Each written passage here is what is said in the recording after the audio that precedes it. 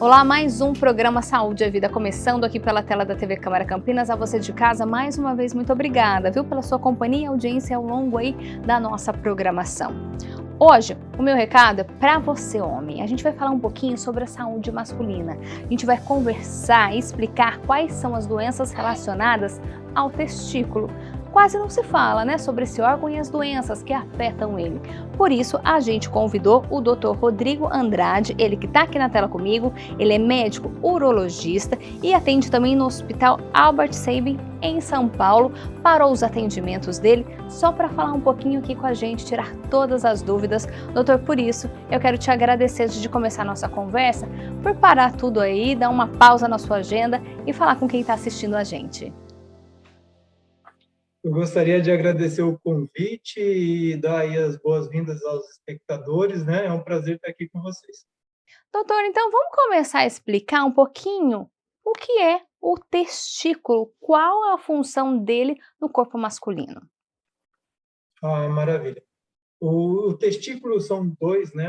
Tem bilateralmente, o direito e o esquerdo, e ele tem tanto uma função hormonal de promover e produzir os hormônios masculinos, a testosterona, e com isso causar toda a diferenciação sexual do menino na puberdade, desenvolvimento da voz mais grossa, dos pelos, do corpo, né? Na verdade, de aumentar músculos.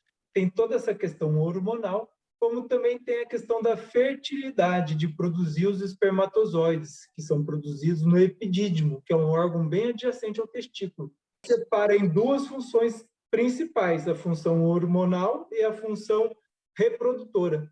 Entendi. E quando a gente fala de testículo, tem o testículo e tem a bolsa escrotal, é isso? Isso. O escroto, ou a bolsa testicular, ela, na verdade, é só onde fica armazenado, onde é alojado os testículos, né? A função dela nada mais é do que só de manter a posição. O testículo precisa ficar nessa posição, que é uma temperatura 1 grau abaixo da temperatura corporal. Isso é importante para a viabilidade dos espermatozoides, para a saúde dos espermatozoides. E doutor, para a gente entender, o menininho nasce, né? Os pediatras sempre ficam lá examinando, tem que ver isso em toda a consulta, e eles falam um termo, né? Precisa descer, o testículo precisa descer. O que é isso? Porque principalmente mãe de primeira viagem fica escutando aquilo, mas o que está acontecendo? Aonde que ele estava? Para onde que ele tem que ir? O senhor falou aí de local ideal, da onde ele tem que se alojar? Exatamente. O testículo, ele na embriogênese, quando o feto, a criança está sendo formada na barriga da mãe, o testículo ele é originado dentro, bem no meio do corpo do feto da criancinha. E à medida que vai se desenvolvendo esse feto vai passando os meses da gestação, os órgãos vão se desenvolvendo, o testículo ele vai migrando cada vez mais para uma região que é a região definitiva dele, que é a região escrotal. E isso, às vezes, ainda no nascimento, no parto, o testículo não migrou totalmente. Ele pode estar ainda dentro da barriga, ainda no canal inguinal, no meio do caminho, e o ideal já na bolsa, no escroto. E doutor, pesquisando sobre esse tema na internet, enfim, essa migração tem que acontecer até os 2 anos, é isso mesmo? O ideal é que já nos primeiros dias de nascimento já esteja já na bolsa, né, no escroto. Mas se não descer definitivamente, se ele passa ainda parte, muito tempo durante o dia da criança, ele ainda fica dentro do canal inguinal, ele ainda está no processo de descer, até os 2 anos a gente consegue ter um período aí de latência para tomar uma atitude definitiva, uma cirurgia. O ideal é que essa cirurgia não ocorra depois dos 2 anos de idade. Eu até ia te perguntar isso, doutor, quando a cirurgia é indicada? Como que funciona esse tipo de cirurgia? Essa cirurgia, a doença seria a criptorquidia, né? Ou testículos retráteis que ficam muito mais tempo no canal inguinal do que na bolsa escrotal. A cirurgia ela deve ser realizada, sim, precocemente, até os 2 anos de vida, para fixar o testículo, deixar ele nessa posição dentro da bolsa, que é onde deve ficar para ter um desenvolvimento saudável. Doutor, e se isso não acontece, aí perdeu esse tempo, acabou não fazendo essa cirurgia, o que pode acarretar na vida futura dessa criança quando já for jovem, homem? São algumas coisas bem sérias. Por exemplo, o testículo que não desceu, que ficou dentro da barriga e foi esquecido lá, né? Ele pode, inclusive, ser um foco de câncer. Esse testículo pode, e é comum, é bem comum, esse testículo ser um foco de câncer, câncer de testículo lá dentro. E causar infertilidade também. E doutor, várias são as doenças, né, relacionadas aí a esse órgão do homem. Vamos falar de algumas aqui, ó, ainda relacionadas à infância. O senhor me corrige se realmente elas são relacionadas à infância. As principais que eu encontrei são as infecções, varizes, massas anormais. O senhor até falou criptorquidia, é assim que fala? Testículo ectópico e hérnia são as principais doenças que atingem ainda quando é criança? Quando criança, o principal aí disso tudo aí é a criptorquidia, né? Hérnia é bastante comum também, mas daí não é uma doença do testículo, né? É uma doença do abdômen, da parede abdominal, que muitas vezes é operado nessa época, se diagnosticado. Massa difícil nessa idade não é tanto das crianças, uma massa testicular, um tumor testicular é mais comum no adulto jovem, e perto dos seus 20 anos, vamos dizer assim. E um segundo pico de incidência mais tardio, aos 40, 45 anos, mas principalmente o adulto jovem ainda, seria o tumor de testículo. E doutor, varicocele, o que é isso? Um termo também que quando a gente vai pesquisar sobre esse assunto parece bastante. Sim, varicocele acomete 15% dos homens, tá? Então, aí de cada 100 homens, 15 vão ter varicocele. Na grande maioria desses 15% que desenvolvem a varicocele, apenas 15% é sintomático ou tem algum grau de infertilidade. O problema da varicocele é a infertilidade nos homens. Então, 15% dos homens com varicocele podem infertilidade por culpa dessa varicocele. E a varicocele, o que é? São vasos dilatados, a gente faz até uma comparação e chamar de varizes, né? Como a semelhança das varizes nas pernas das mulheres, mas é um termo não muito... é mais para explicar do que um termo ideal. São vasos dilatados, os vasos que irrigam o testículo e que devolvem o sangue do testículo para o corpo são dilatados e, com isso, o fluxo testicular, sanguíneo testicular, fica prejudicado, levando à infertilidade em 15%. Então, é 15% de 15% dos homens que têm infertilidade por varicocele. E doutor, a gente está citando aí algumas doenças, algumas coisas que podem acarretar aí. Essas doenças aparecem na vida entre 15, 40, 50 anos, num jovem, né? Ali na época de reprodução também, né? O senhor falou em infertilidade. É nesse período que aparecem as doenças relacionadas ao testículo? Na verdade, assim, depende da doença. Cada doença tem uma época, né? Criptorquidia depende da época do diagnóstico. Se o testículo foi esquecido pelo pediatra, pela mãe, e não foi visto na infância, muitas vezes o adulto, quando vai na consulta do urologista por infertilidade ou por uma massa abdominal, depende muito do diagnóstico também. Varicocele pode aparecer em qualquer época, mas, na verdade, é mais importante ser diagnosticado ainda no adolescente, porque quando muito cedo, quando o adolescente ainda não passou pela puberdade, a varicocele, sim, pode ser mais representativa de afetar o desenvolvimento do testículo. E, muitas vezes, nessa época, é uma época que se deve cuidar e operar preventivamente, para não deixar causar uma infertilidade lá na frente. Tumor testicular, aí sim é bem comum ser no adulto jovem, ao redor dos 20 anos, mais ou menos 5 anos aí. E doutor, esse é um órgão que o homem sente dor? Não. O tumor, o câncer de testículo, ele é assintomático. Na verdade, assintomático não, ele não causa dor. ele tem uma massa, um nódulo duro, endurecido no testículo, tá? É, o homem, muitas vezes, no banho, percebe a diferença do testículo, o aumento do testículo, ou nem é o aumento do testículo como um todo, mas ele percebe na palpação do testículo um nódulo. E esse nódulo, sim, aí sim é a suspeita do câncer de testículo. Mas se esperar dor como um sinal de advertência, vai ser bem, bem tardio esse diagnóstico. O senhor falou aí um pouquinho sobre, né, o tumor no testículo e torção testicular, o que é, doutor? Torção testicular, o testículo ele fica como se fosse um badalo de um sino pendurado pela corrente, né? Então, o testículo fica no saco escrotal, pendurado pelo cordão espermático, são os canais que levam sangue, o deferente. E o testículo tem uma mobilidade, ele pode girar em torno do próprio eixo. E aí causa uma estagnação da passagem do sangue por essa torção. Pensa num pano que você está torcendo para tirar o excesso de água.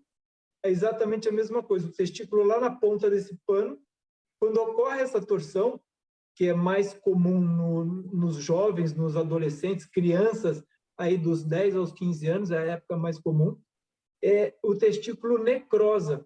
E é uma cirurgia de urgência. Aí sim é bastante dor, o menino vai reclamar de dor para a mãe. E nesse momento, cabe aos pais, ao quem cuida da criança, levar imediatamente no pronto-socorro. Porque se dá um remedinho, vamos ver se dorme, se passa, toma esse remedinho, amanhã se continuar doendo, vê, aí já passou da hora de salvar o testículo. Se a torção aconteceu, o ideal é que seja resolvida e operada, feito a cirurgia para correção dessa torção em até 6 horas. Nossa, bem rápido. E doutor, é do nada. Um simples movimento, um abaixar, um cruzar as pernas já pode provocar essa torção? Sim, do nada. Às vezes até dormindo pode acontecer. Não tem um motivo, não foi culpa da criança, não é um trauma. É muito comum a família ou a criança tentar relacionar algum trauma, mas não tem relação. Doutor, vamos entender um pouquinho também a evolução aí do testículo, né? Como que é? Ao longo da vida ele vai mudando, nasce de um jeito e na velhice já está de outra forma? Tem essa evolução desse órgão também? Não, basicamente não, a não ser ser acometido de alguma doença, cistos, varicoceles, mas o testículo saudável, sem doença, sem infecções, sem tumor, não muda em nada a anatomia dele, ele permanece do mesmo jeito sempre. O que Ah, muda, na verdade, é a pele dessa região escrotal, que no envelhecimento, como a nossa pele perde muito colágeno, fica enrugada, fica mais elástica, mais flácida, o escroto aumenta de tamanho, fica mais elástico, na maioria dos idosos fica com uma bolsa escrotal mais flácida, maior, mas o testículo em si não tem alteração. doutor, como saber que tem alguma coisa errada com o testículo? O homem precisa se conhecer também, saber ali como que é o órgão dele e para diferenciar quando tem alguma coisa errada? Aqui a gente tem duas considerações importantes. Primeiro, que as crianças, os meninos devem passar com urologistas, né? Logo no começo, com o pediatra e, se necessário, o urologista. O adolescente também, se tiver um acompanhamento com o pediatra, onde não tem urologista, mas se tiver um urologista, vale também uma consulta nessa época da adolescência, da puberdade. E a partir do momento que já tem essa avaliação do urologista, o adulto, o homem, principalmente o adulto jovem, tem que entender que, apesar do câncer de testículo não ser tão frequente, o homem tem que, no banho, saber fazer o autoexame. Eu diria que o autoexame da mama, para o câncer da mama, que as mulheres já são muito mais conscientizadas, o mesmo conceito se aplicaria aos homens, só que é muito menos difundido e é um câncer um pouquinho mais raro, né? Apesar de bastante, não é tão raro na vida do urologista, mas na população em geral, sim. Doutor, o senhor citou aí o autoexame feminino. Em relação ao homem, ele pode fazer isso todos os dias ou tem algum dia que é mais indicado, algum momento ali na hora do banho ou na hora que acorda, para ele saber se está tudo ok? No banho, na própria hora do banho, só é muito nítido o tumor de testículo, esse caroço no testículo, é nítido a palpação. Então, na hora do banho, é um minutinho a mais ali e pronto, ele consegue ver que está tudo sempre do jeito que foi, não tem nenhuma diferença. Doutor, o senhor já citou em umas respostas anteriores, mas eu quero voltar a esse tema. O espermatozoide ele é produzido nesse órgão, é certo isso? Isso, ele é produzido no epidídimo, que é junto do testículo, como se fosse um capuz do testículo. É muito difícil quem não é urologista conseguir diferenciar as duas estruturas no exame físico, mas é bem nítida essa diferença no exame físico. Para a gente que é urologista, consegue diferenciar, mas é praticamente junto do testículo. Infertilidade, que é algo que muito se fala, né? O que que acontece? Tem uma explicação? Porque o homem, ele é infértil? Como é que funciona, doutor? Dá para saber? Existem exames, na maioria dos casos, qual é o sintoma, enfim. Sim, a infertilidade, na verdade, ela é um conceito que não é só masculino ou só feminino. Sempre a gente leva em consideração o casal, né? Não, apesar de às vezes ter uma doença no homem, uma doença na mulher, mas é o casal que é infértil. E no homem, a gente, através do espermograma, a gente consegue ver se como está a fertilidade, se está melhor ou pior, apesar de não ser um exame que, assim, preto no branco, não ser um exame positivo ou negativo, é um exame com uma amostragem muito variada, um espectro amplo de normalidade e de alteração.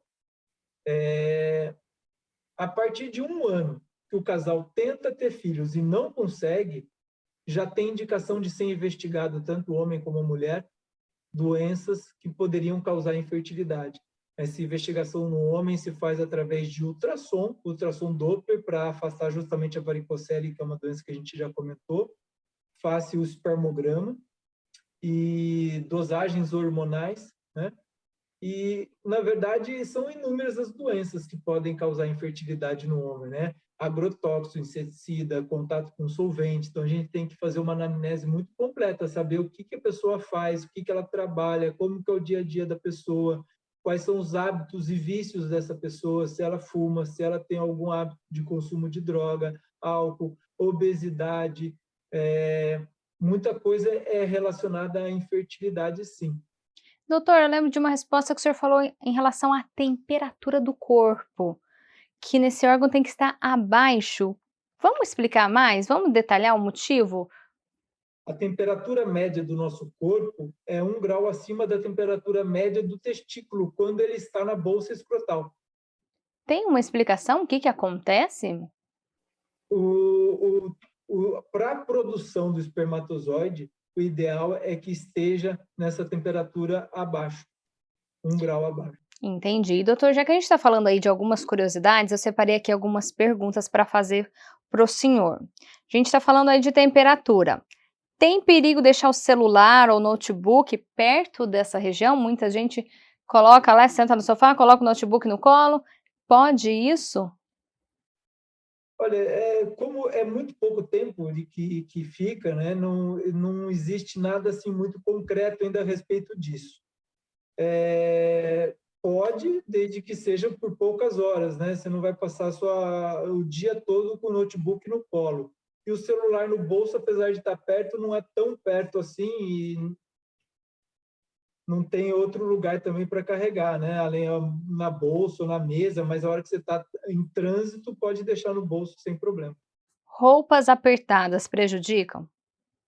Não, inclusive, assim, pós-operatório de cirurgias escrotais de testículo, inclusive a gente recomenda que se use um suspensório escrotal ou uma cueca ou uma sunga bem apertada, porque tira a tensão do cordão espermático e dá mais conforto.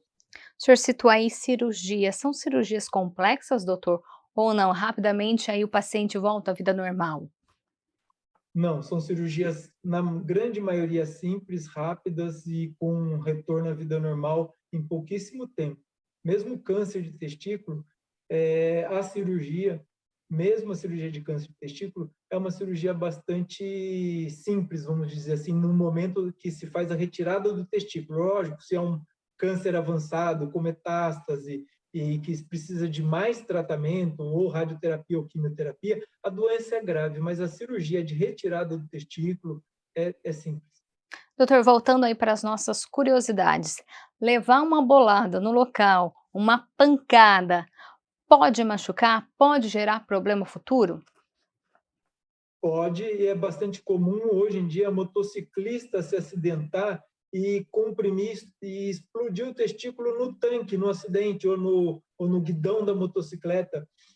O testículo, quando ele é vítima de trauma por um chute ou por um acidente de trânsito, ou quando a pessoa salta uma cerca, isso é muito comum no interior, salta um muro e cai a cavaleiro, que a gente fala, em cima do testículo do muro, assim, né?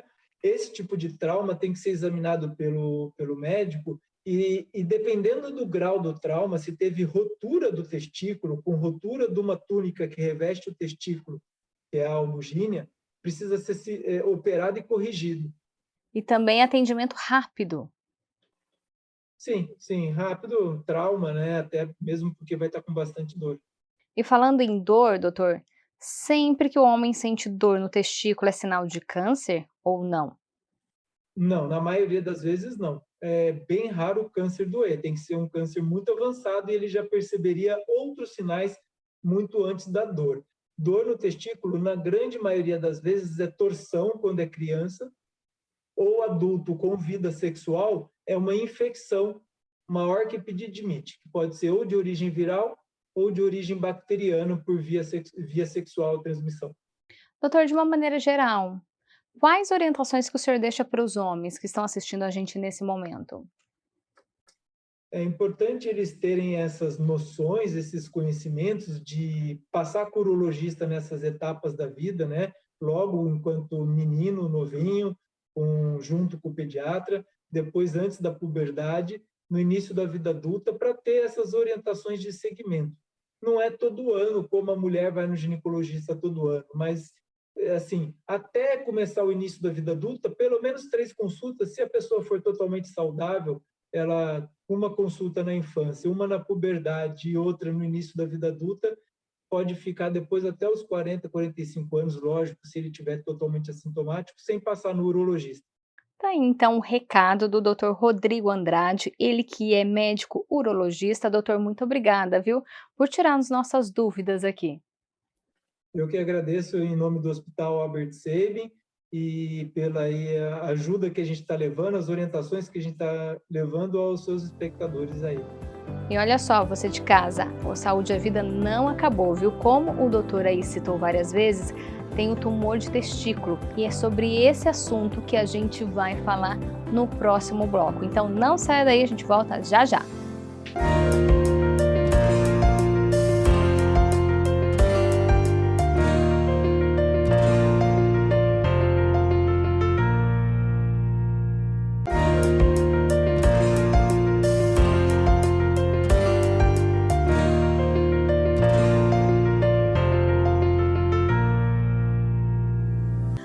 Olá, Saúde é Vida de volta e hoje a gente está falando sobre as doenças relacionadas ao testículo. E olha só esse dado, segundo o Instituto Nacional de Câncer, o INCA, o tumor de testículo corresponde aí a 5% do total de casos de câncer que atingem os homens. Apesar de ser aí um câncer raro, ele preocupa especialistas. Por isso, a gente convidou o Dr. Renato Oliveira, ele que também já está aqui na tela comigo. Ele é uro-oncologista, especialista aí no assunto, que vai tirar todas as nossas dúvidas. Ele também faz parte do Instituto de Urologia, Oncologia e Cirurgia Robótica, além de atuar no Hospital Beneficência Portuguesa de São Paulo. Doutora, a gente sabe que a sua agenda, só aqui de pegar o currículo, é super lotada. Por isso fica aqui meu agradecimento de parar os seus atendimentos, dessa pausa e tirar as dúvidas para quem está assistindo o nosso programa nesse momento. Eu que agradeço o convite de vocês, é um prazer muito grande estar aqui e poder conversar sobre esse tema tão importante. Doutor, Primeiro bloco, a gente falou aí de algumas doenças relacionadas ao testículo e muito se falou também sobre o tumor de testículo, o câncer, né? Eu queria entender, tem um motivo que provoca esse tipo de câncer?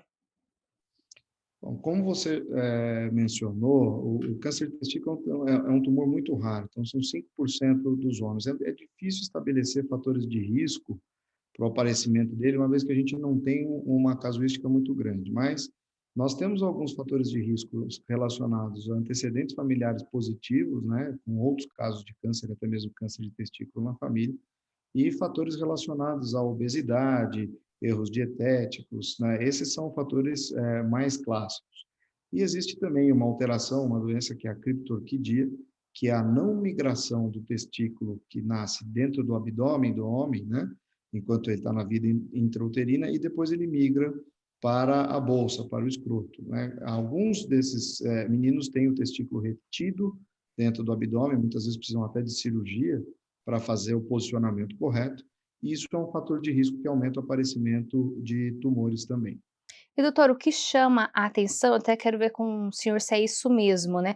Esse é um tipo de tumor que atinge os homens jovens, né? Mais ou menos aí de 15 anos a 40, 50 anos também? Isso, esse é o clássico do aparecimento do tumor de testículo, tá?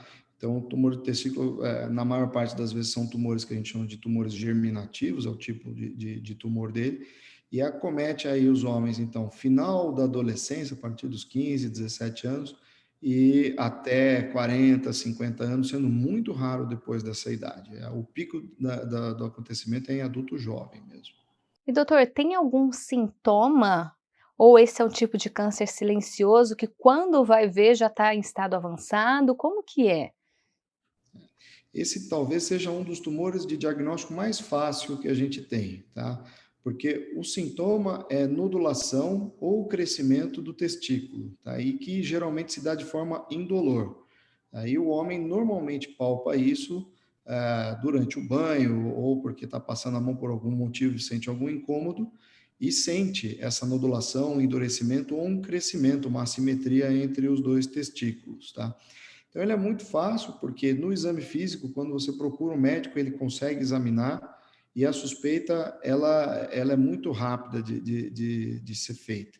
E aí depois você procede com os exames complementares para a investigação, mas o diagnóstico e a suspeita em si, ela é bem tranquila, é bem fácil de fazer.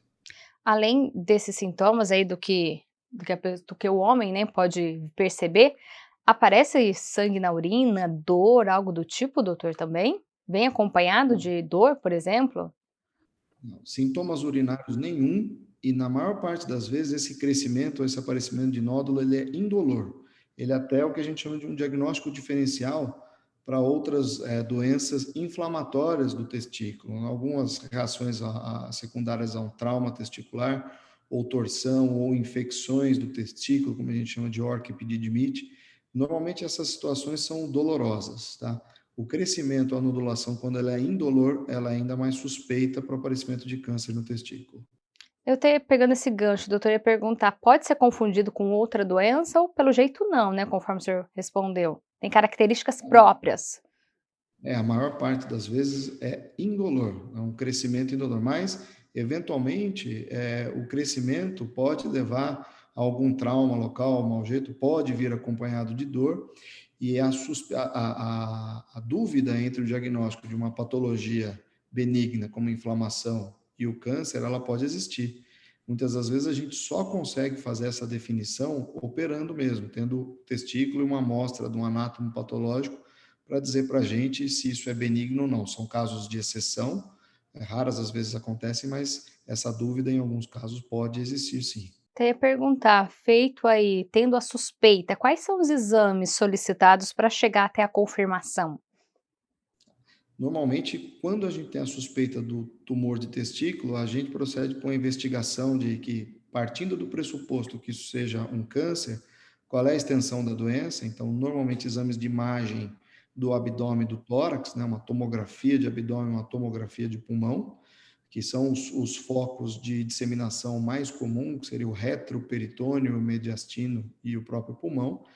e exames de sangue de marcadores tumorais, que são exames bem simples de fazer com amostra de sangue. Você consegue ver se houver algum tipo de alteração nos marcadores ou nessas tomografias, por exemplo, o diagnóstico de câncer do testículo fica ainda mais certo.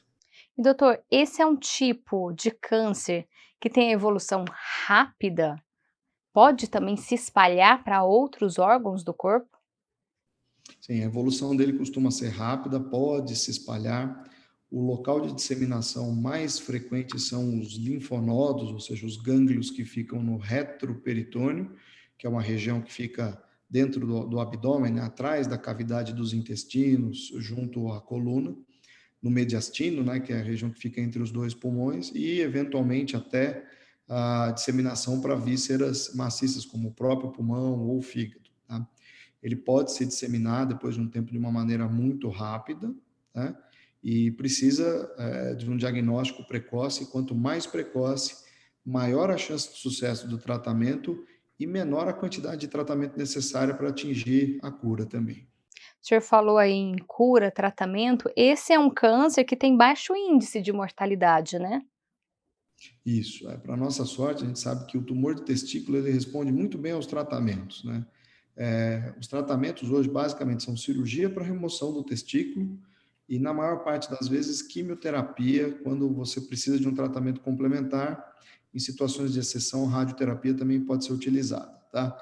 Ele é um tumor que a gente chama de um tumor de alta quimiosensibilidade. Então, mesmo em casos avançados, onde a gente tem a disseminação da doença, ele costuma responder muito bem à quimioterapia. Portanto, as respostas são muito boas, os índices de cura são muito bons e o índice de mortalidade, ele, por sorte, é muito baixo. Doutor, eu até vou te pedir daqui a pouco para o senhor detalhar melhor esse tratamento, mas antes eu quero entender. Pesquisando na internet, eu vi que tem tipos de câncer de testículo, né? Células germinativas, é esse o nome? E o de estroma, é isso? Os principais, né, o mais comum de todos, são os tumores de células germinativas, que podem ser o tumor, o seminoma clássico, ou células germinativas mistos. Essa diferença vai mudar um pouco a conduta de tratamento que a gente vai ter.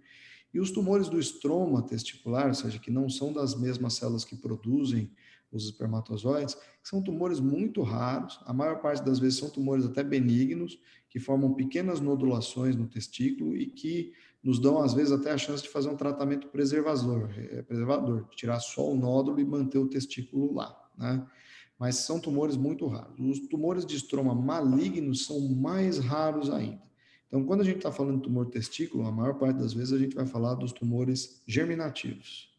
E aí, como que funciona o tratamento? Cirurgia sempre é indicado? Não tem outros tipos de tratamento antes de chegar à cirurgia? Porque quando a gente fala em cirurgia, todo mundo assusta, né, doutor? A cirurgia vamos dizer, a pedra fundamental do tratamento, porque a gente precisa fazer a remoção do testículo, além da cirurgia ser uma cirurgia terapêutica, ou seja, ajudar na cura da doença, ela também vai determinar qual é o tipo histológico dessa doença e como é que nós vamos tratar isso depois. Alguns casos, somente a cirurgia basta para fazer o tratamento definitivo e o paciente pode se curar somente com ela.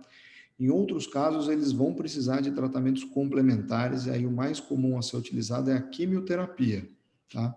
Mas aí a gente vai basear a escolha por fazer quimioterapia ou não nos achados que a gente tem quando nós retiramos o testículo e fazemos o anátomo patológico, que seria uma biópsia, e naqueles resultados de tomografia e dos exames de marcadores tumorais.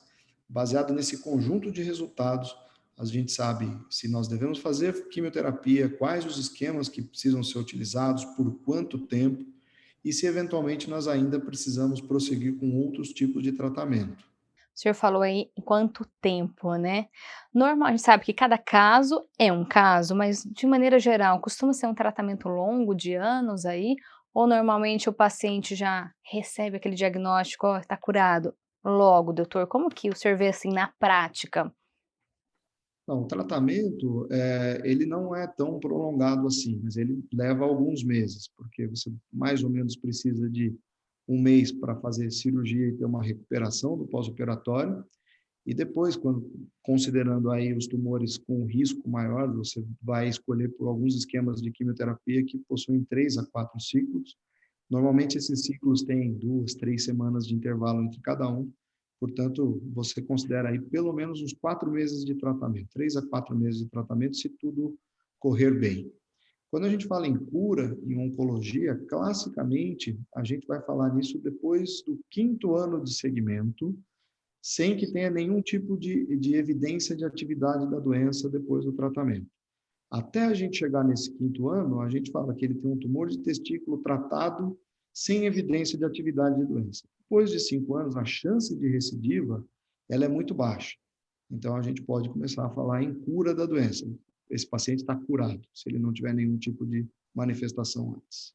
Doutor, feito o tratamento, passado esses anos aí, como que ficam a função sexual e a reprodutiva do homem, doutor?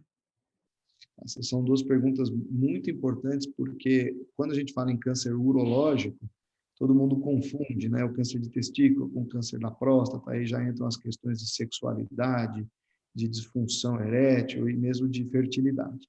Bom, o tumor de testículo está intimamente relacionado com problemas da fertilidade, tá? Portanto, muitos dos homens que nós fazemos o diagnóstico já têm uma condição de subfertilidade ou infertilidade mesmo antes do tratamento, tá? Por uma característica genética do tumor. Aí nós fazemos uma cirurgia onde nós vamos remover um testículo. O testículo, basicamente, tem 2 funções primordiais: produzir espermatozoide e produzir testosterona. Então, pode existir uma queda da testosterona. A princípio, esse hormônio ele pode ser suprido pelo testículo contralateral, e há uma queda substancial na produção de espermatozoide que pode levar à infertilidade.